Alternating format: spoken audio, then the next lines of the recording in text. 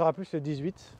On a vu la ministre de la Culture et ses équipes en début du mois pour lui demander des réponses précises sur lesquelles elle et ses équipes travaillent. Et on a une date de revoyure le 18 février où on va savoir un peu ce qui va se passer sur la condition des jauges debout de l'été 2021 en France. Mais on continue d'avancer en tout cas.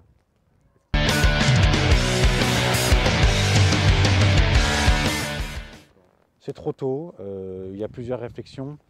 Encore une fois, la balle n'est pas dans notre camp, elle est dans le camp du ministère.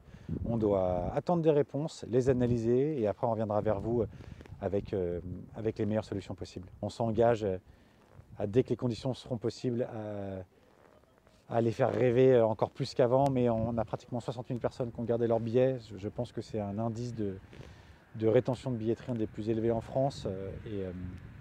Le Main Square 2020, s'il avait eu lieu, aurait été complet en avril.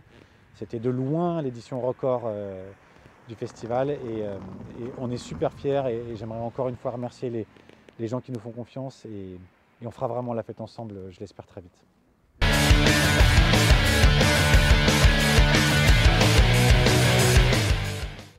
Non, je pense que c'est la même chose. L'objet festival, que ce soit un groupe privé, une association, c'est la même chose. On a les mêmes problématiques de staff, de sites, de domaine public, d'artistique.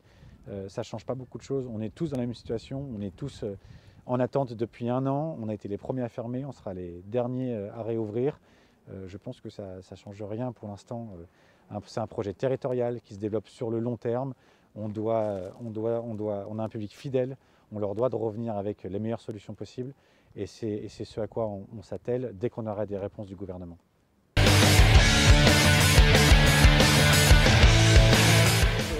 Là, j'entends Radiohead personnellement. Je vois Radiohead ici. C'est un moment de magie qu'on a ensemble dans ce site magnifique.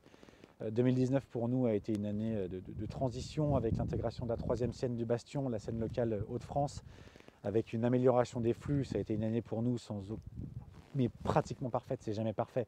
Mais on est fiers de ce qu'on est arrivé à réaliser. C'est trop de souvenirs, c'est trop de choses. C'est des équipes qui travaillent jour et nuit. C'est voilà, des relations avec des dizaines de gens du territoire et c'est long.